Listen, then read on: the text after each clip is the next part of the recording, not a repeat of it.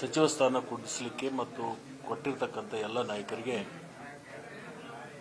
ನಾನು ಬೆಳಗಾವಿ ಜಿಲ್ಲೆಯ ಜನರ ಪರವಾಗಿ ಮತ್ತು ನನ್ನ ವೈಯಕ್ತಿಕ ಪರವಾಗಿ ತುಂಬ ಹೃದಯದ ಅಭಿನಂದನೆಗಳನ್ನು ಅವರಿಗೆ ನಾನು ಸಲ್ಲಿಸ್ತೀನಿ. ಬಹುಶಃ ಭಾರತೀಯ ಜನತಾ ಪಕ್ಷದಲ್ಲಿ ಸುಮಾರು 25 ವರ್ಷ ಕಾರ್ಯಗಳನ್ನು ಮಾಡಿ ಆ ಪಕ್ಷವನ್ನು ತೊರೆದು ಕಾಂಗ್ರೆಸ್ ಪಕ್ಷಕ್ಕೆ ಸೇರಿದ ಮೇಲೆ ನನ್ನ ಕ್ಷೇತ್ರದ ಜನ ನನ್ನನ್ನು ಒಪ್ಪಿಕೊಂಡು ನನಗೆ ಬಹಳ ದೊಡ್ಡ ಅಂತರದಿಂದ ಗೆಲ್ಲಿಸುವಂಥ ಕೆಲಸವನ್ನು ನನ್ನ ಕ್ಷೇತ್ರದ ಜನ ಕೇವಲ ನನಗೆ ಮತಗಳನ್ನು ಹಾಕಲಿಲ್ಲ, ಮತಗಳ ಮುಖಾಂತರ ಅವತ್ತೇ ನನಗೆ ಆಶೀರ್ವಾದ ಮಾಡಿದರು. ನಮ್ಮ ಕ್ಷೇತ್ರಕ್ಕೆ ಲಕ್ಷ್ಮಣ ಸವದಿ ಬೇಕು ಅಂತಕ್ಕಂಥ ಒಂದು ಭಾವನೆಯನ್ನು ಇಟ್ಕೊಂಡು ನನ್ನ ಮೇಲೆ ಒಂದು ವಿಶ್ವಾಸವನ್ನು ಇಟ್ಕೊಂಡು ಅನೇಕ ವರ್ಷಗಳಿಂದ ನನ್ನನ್ನು ಬೆಳೆಸಿರ್ತಕ್ಕಂಥ ಮತ್ತು ಪೋಷಣೆ ಮಾಡಿರ್ತಕ್ಕಂಥ ನನ್ನ ಕ್ಷೇತ್ರದ ಎಲ್ಲ ಮತದಾರ ಪ್ರಭುಗಳಿಗೆ ಮತ್ತು ವಿಶೇಷವಾಗಿ ನನ್ನ ಗೆಲುವಿಗೆ ಯಾವಾಗಲೂ ನನಗೆ ಬೆನ್ನೆಲುಬಾಗಿ ನಿಂತಿರ್ತಕ್ಕಂಥ ಹಿರಿಯರಿಗೆ ಮತ್ತು ಪ್ರಮುಖ ಕಾರ್ಯಕರ್ತರಿಗೆ ಅವರೆಲ್ಲರಿಗೂ ಕೂಡ ನಾನು ಅತ್ಯಂತ ತಲೆಬಾಗಿ ಅಭಿನಂದನೆಗಳನ್ನು ಸಲ್ಲಿಸ್ತೀನಿ. ಬಹುಶಃ ಇಡೀ ಚುನಾವಣೆ ಇರ್ಬೋದು, ಆವತ್ತಿನದು ಇವತ್ತಿನ ತನಕ ಮಾಧ್ಯಮದ ಸ್ನೇಹಿತರು ಕೂಡ ನನಗೆ ಸಹಕಾರವನ್ನು ಕೊಟ್ಟಿದ್ದಾರೆ. ಕೆಲವೊಂದು ಸಂದರ್ಭದಲ್ಲಿ ನನಗೆ ಕಿವಿಮಾತುಗಳನ್ನು ಕೂಡ ಹೇಳಿದ್ದಾರೆ. ಅದು ರಾಜ್ಯ ಮಟ್ಟದಿರ್ಬೋದು, ಜಿಲ್ಲಾ ಮಟ್ಟದಿರ್ಬೋದು, ತಾಲೂಕು ಮಟ್ಟದಿರ್ಬೋದು, ಎಲ್ಲ ಮಾಧ್ಯಮದ ಸ್ನೇಹಿತರಿಗೂ ಕೂಡ ನಾನು ಅತ್ಯಂತ ಪ್ರಾಂಜಲ ಮನಸ್ಸಿನಿಂದ ಅವರಿಗೆ ಅಭಿನಂದನೆಗಳನ್ನು ಸಲ್ಲಿಸ್ತೀನಿ. ನಿಮಗೆಲ್ಲರಿಗೂ ಕೂಡ ಮುಂದೂ ಕೂಡ ನಿಮ್ಮೆಲ್ಲರ ಸಹಾಯ ಸಹಕಾರ, ನಿಮ್ಮ ಸಲಹೆ ನನಗೆ ಅವಶ್ಯಕತೆ ಇದೆ. ಅದನ್ನು ಕೂಡ ನಾನು ಬಯಸ್ತೀನಿ ನಿಮ್ಮಿಂದ. ವಿಶೇಷವಾಗಿ ಮುಖ್ಯಮಂತ್ರಿಗಳು, ರಾಷ್ಟ್ರೀಯ ನಾಯಕರು ನನ್ನ ಮೇಲೆ ಒಂದು ವಿಶ್ವಾಸವನ್ನು ಇಟ್ಟುಕೊಂಡು ಒಂದು ಜವಾಬ್ದಾರಿಯನ್ನು ಕೊಟ್ಟಿದ್ದಾರೆ. ಬೆಳಗಾವಿ ಜಿಲ್ಲೆ ಇರಬಹುದು, ರಾಜ್ಯದಲ್ಲಿ ಅನೇಕ ಕ್ಷೇತ್ರಗಳಲ್ಲಿ ಸಂಘಟನೆ ಮಾಡೋದ್ರ ಮುಖಾಂತರ, ಸಾರ್ವಜನಿಕರ ಕಷ್ಟ ಕಾರ್ಪಣ್ಯಗಳಿಗೆ ಸ್ಪಂದನೆ ಮಾಡೋದ್ರ ಮುಖಾಂತರ, ಸರ್ಕಾರದ ಯೋಜನೆಗಳನ್ನು ಪಾರದರ್ಶಕವಾಗಿ ಅವ್ರ ಮನೆ ಬಾಗಿಲಿಗೆ ಮುಟ್ಟಿಸೋದರಲ್ಲಿ ನನ್ನ ಪ್ರಾಮಾಣಿಕವಾಗಿರ್ತಕ್ಕಂಥ ಪ್ರಯತ್ನವನ್ನು ನಾನು ಮಾಡ್ತೀನಿ. ಪಕ್ಷದ ವರಿಷ್ಠರು ಏನು ಒಂದು ವಿಶ್ವಾಸ ಇಟ್ಟಿದ್ದಾರೆ, ನನ್ನ ಮೇಲೆ ಒಂದು ಭರವಸೆ ಇಟ್ಟಿದ್ದಾರೆ, ಅದಕ್ಕೆ ಕೊರತೆ ಆಗದ ನಿಟ್ಟಿನಲ್ಲಿ ನಾನು ಕಾರ್ಯವನ್ನು ಮಾಡಬೇಕು ಅಂತಕ್ಕಂಥ ಸಂಕಲ್ಪವನ್ನು ನಾನು ಮಾಡಿದ್ದೀನಿ. ಆ ಸಂಕಲ್ಪ ಸಿದ್ಧಿ ಆಗಬೇಕಾದ್ರೆ ನಮ್ಮ ಅಧಿಕಾರಿಗಳಿರ್ಬೋದು, ಕಾರ್ಯಕರ್ತರಿರ್ಬೋದು, ಅವರ ಸಹಕಾರ ಕೂಡ ನನಗೆ ಬೇಕಾಗುತ್ತೆ. ಅವರೆಲ್ಲರ ಒಂದು ಸಹಕಾರವನ್ನು ಪಡ್ಕೊಂಡು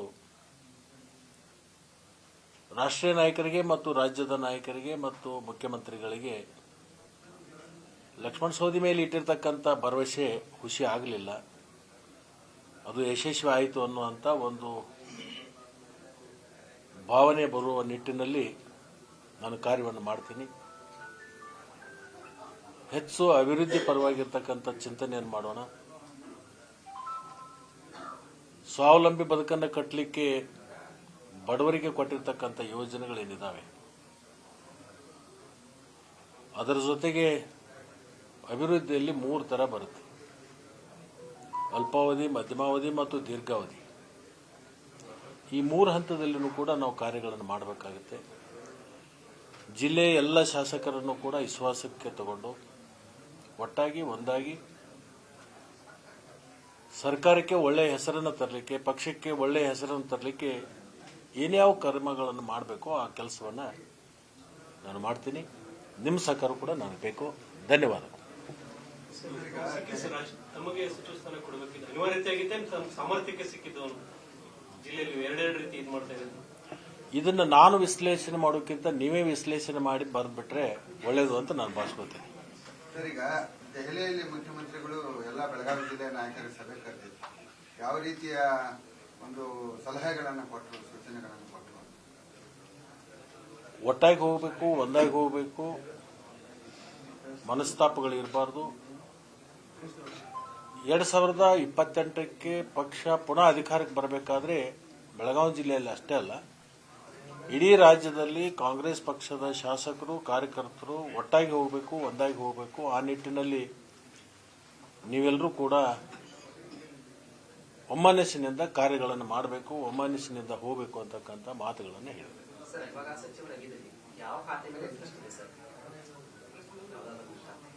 ಖಾತೆಗಳ ಬಗ್ಗೆ ಚರ್ಚೆ ಮಾಡಬಾರ್ದು. ಯಾವುದೇ ಖಾತೆಗಳಿದ್ದರೂ ಕೂಡ ಅದನ್ನು ಯಾರು ಚೆನ್ನಾಗಿ ನಿರ್ವಹಿಸ್ತಾರೋ ಆ ಖಾತೆಗೆ ಬೆಲೆ ಬರುತ್ತೆ. ಸರ್, ಈಗ ಮಹಿಳಾ ಸಚಿವರಿಲ್ಲ, ಯಾವಾಗ ತುಂಬ್ಕೋತೀರಿ? ಬಹುತೇಕ ಬಹಳ ಬೇಗನೆ ಅದನ್ನ ಭರ್ತಿ ಮಾಡುವಂತದ್ರಲ್ಲಿ ಚಿಂತನೆಯನ್ನ ಇವತ್ತು ಮುಖ್ಯಮಂತ್ರಿಗಳು ಮಾಡ್ತಾ ಇದ್ದಾರೆ. ಸ್ಪೀಕರ್ ಅವ್ರನ್ನ ಕಿತ್ತೋಗೋದ್ರು, ಬಿಜೆಪಿ ಗುಂಡ ವರ್ತನೆ ಮಾಡಿ ಅಂತ ಹೇಳಿ ಆರೋಪ ಮಾಡ್ತಾರೆ. ಯಾರು? ಅಶೋಕ್ ಅವರು ಮಾಡಿದ್ದಾರೆ. ಭೋಜೇಗೌಡರದ್ದು ಏನೇನಾಗಿತ್ತು? ಏನಿದ್ರು ಭೋಜೇಗೌಡರು? ಯಾವ ತರದ್ದು? ನನ್ ಮುಂದ್ಗಡೆ ಕಸಬಂದ ರಾಜೀನಾಮೆ ಕೊಡಪ್ಪಾನೆ ಅಂತ ಹೇಳಿದ್ರು. ನೋಡಿ, ಈ ರೀತಿ ಯಾವಾಗೂ ಆಗಿರ್ಲಿಲ್ಲ ಅಂತ ಯಾರು? ಹೊರಟೆ ಹೇಳಿದ್ರು. ನಾನು ಹೊರಟರ ಬಗ್ಗೆ ಅಪಾರವಾಗಿರ್ತಕ್ಕಂಥ ಗೌರವವನ್ನು ಇಟ್ಕೊಂಡಿರ್ತಕ್ಕಂಥ ಒಬ್ಬ ವ್ಯಕ್ತಿ. ಸ್ವತಃ ಅವರು ಮುಖ್ಯಮಂತ್ರಿಗಳ ಮನೆಗೆ ಹೋಗಿದ್ದಾರೆ. ಅವರು ಮುಖ್ಯಮಂತ್ರಿಗಳ ಕಡೆಯಿಂದ ಸತ್ಕಾರ ಸ್ವೀಕಾರ ಮಾಡಿಕೊಂಡಿದ್ದಾರೆ.